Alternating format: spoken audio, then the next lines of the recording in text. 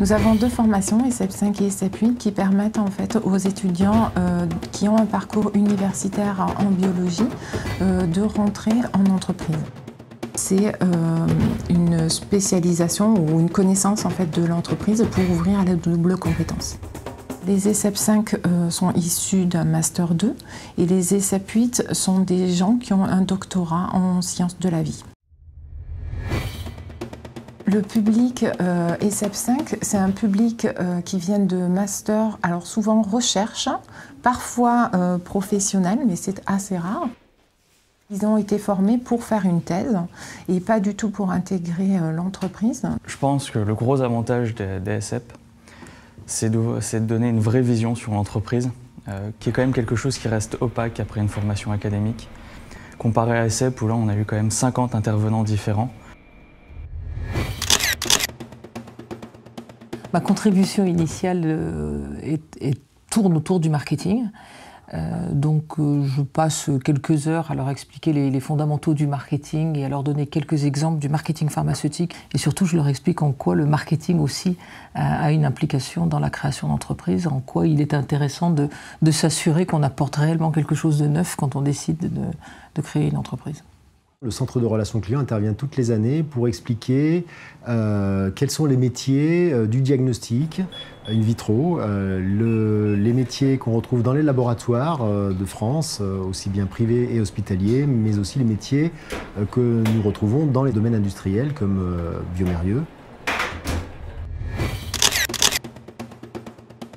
Une des parties du programme pédagogique a été de mettre en place un module de management de projet. On crée la start-up ex nihilo. Donc on a simplement notre technologie et donc c'est à nous de trouver les marchés sur lesquels on peut postuler, les concurrents, les clients, le prix de revient de ce produit, savoir combien ça coûte de le fabriquer, à quel prix on peut espérer le vendre, les bénéfices qu'on espère en retirer, les aides aussi qui sont disponibles pour la création de start-up. Et donc de mener cette technologie, ce projet, à un stade réel de création d'entreprise. Ils devaient travailler par équipe et ils devaient surtout en fait, apprendre à faire ce management de projet en passant par toutes les étapes du processus du médicament. Ça leur ouvre et ça leur concrétise en fait, l'entreprise.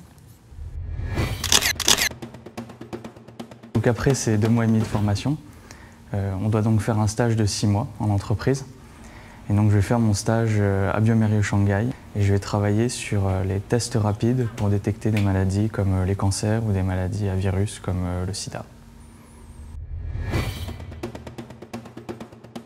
Les docteurs ont comme particularité de devoir enchaîner souvent des post-doctorats après leur thèse pour pouvoir en fait passer par la suite les concours dans le public. Or, les concours dans le public, il y a très peu de postes et du coup, certains au bout d'un moment se demandent si justement il ne serait pas intéressant de trouver un poste peut-être plus durable, plus facilement peut-être aussi. En train de mourir, c'est des cellules ici. Et dans ce cas-là, se dire est-ce que ESSEP 8 ne pourrait pas me correspondre parce que finalement, il nous ouvre à différents secteurs de l'entreprise. Et également, il nous permet en fait d'avoir une première expérience professionnelle parce qu'il faut savoir aussi que les entreprises ne sont pas enclins à prendre des gens qui ont un doctorat directement, tout simplement parce que pour eux, ils ne sont pas prêts à l'embauche. Alors qu'en fait, en faisant un stage par le biais d'ESSEP 8 et la formation théorique d'ESSEP 8, du coup, ils ont acquis le management de projet et ils ont également acquis une expérience professionnelle en entreprise dans le secteur qu'ils recherchent. La formation va durer 2 mois et ensuite, ils vont avoir un stage de 6 mois. La formation d'IPROB a vraiment un avantage, c'est de proposer justement des stages longs. Notamment pour des petites structures comme la nôtre, ceci permet d'accueillir des stagiaires et de voir ce qu'ils sont capables de faire dans un premier temps au niveau du stage. Et nous, en tout cas, notre volonté et notre stratégie, c'est après reconduire ces stages sous forme d'emploi.